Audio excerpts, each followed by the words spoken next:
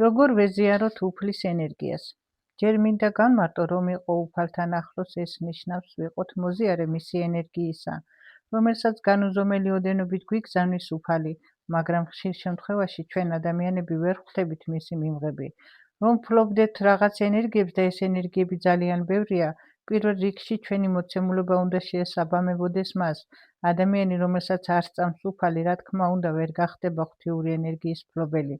ღვთიურ ძალას მხოლოდ უფალი ფლობს და მხოლოდ მას შეუძლია უწილადოს ადამიანებს, რომლებსაც აქვთ სურვილი, რომ მთელი მისი არსით და გონებით მიედნონ და სწამდეთ ღმერთის ძალა. რომ ფლობდეთ ღვთიურ ენერგიას, ბევრი შრომა და ბევრი თავდადება გვჭირდება, რომ ის, რასაც გვიგზავნის, მივიღოთ და მთელი გულით და სულით უმადლოდეთ.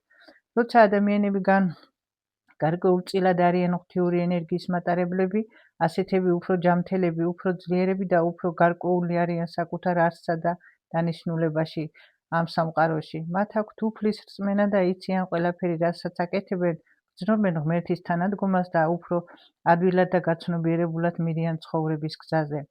ხშირად ვაწყდები სიტუაციას, როდესაც ეჭვის თვალით უყურებენ და არ სჯერათ უფლის ძალისა და ამხელა სასწაულებრივი კურნებისა. მადლობა უფალს, რომ ჯერ კიდევ არტოვებს ადამიანებს განსაცდელში და ზრუნავს ცოდვით დაცემულთა განკურნებაზე.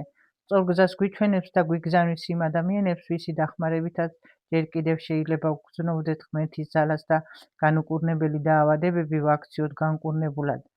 არასდროს დაგავიწყდეთ სამადლობელი უფლისა ამ თუ მადლიერებას, რომელსაც ჩვენ ვგზავნით კოსმოსში, დიდი ვიბრაცია და ძალა აქვს და ისევ ჩვენ გვიბრუნდება სიკეთით, სიხარულით, ჯანმრთელობით. მოკლედ, მინდა გითხრათ, თუ დღეს მე ვფლობ უფლის ღვთიურ ენერგიას, ამას დასჭირდა ჩემი ცხოვრების 28 წელიწადი. როცა გავაცნობიერე თუ როგორ მიყვარდა უფალი, როგორ უნდა მეცხოვრა, რომ ეს ყოფილიყო საამებელი უფლისა და მიუძღვენი კიდევაც ჩემი თავი და უნდა ითქვას მთელი ჩემი ცხოვრებაც. მაგრამ უფალი რის უფალია, არაფერს ითხოვს, მაგრამ უზომოდ გასცემს. ვინაიდან მე მივიღე ჯილდო, რომელიც არის ჯანმრთელობა, სიხარულში, სიყვარულში, ბედნიერებაში, რწმენაში ცხოვრება და უდიდესი მკურნალი ენერგია, რომლითაც დღეს მე ვეხმარები ადამიანებს განკურნებაში. ერთი ადამიანიც რომ გადაარჩინო, სიცოცხლე შეუნარჩუნო, ვთვლი, რომ ჩემს მისიას პირნათლად ვასრულებ და უკვე უამრავს ვითვლი უფლის წყალობით და ჩემი დახმარებით.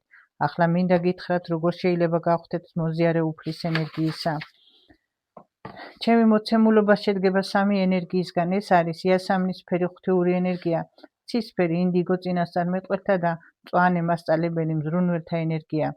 იასამნისფერი ენერგია, რომელიც ჩემ თავში შემოდის და ვარ გამტარი და დაედინება ჩემი სხეულიდან, არის მკურნალი საოცარი უფლის ენერგია, რომლითაც მკურნავ კიდეც ვეზიაროთ უფლის ენერგიებს, ამისთვის საჭიროა ბევრი ლოცვა, წმინდა ღრმა სიყვარული უფლისა, ცხოვრება მისი წესით და კანონებით, რომლებსაც მოაქვს ადამიანში სულიერი ენერგიის გამოღვიძება, რომელიც ყველა ადამიანს აქვს, მაგრამ მიძინებულ მდგომარეობაში.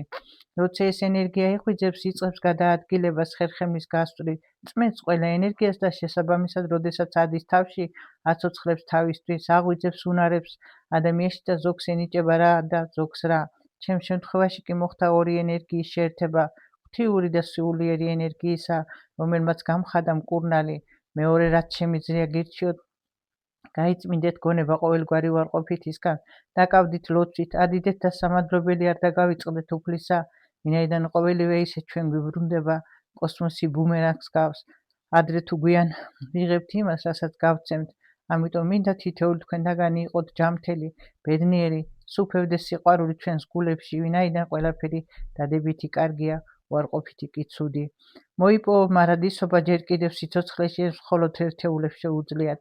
მიიღო სულის ის ჰარმონია, რომელიც ძალიან ძნელი მოსაპოვებელია. მერწმუნე დღეს ამისთვის ბრძოლა. სამწუხარო დღეს მოსახლეობის ძალიან დიდი ნაწილი ამ ქვეყნიური ცხოვრების გადასახედიდან აზროვნებს და სულიერი საწყისები მივიწყებულია.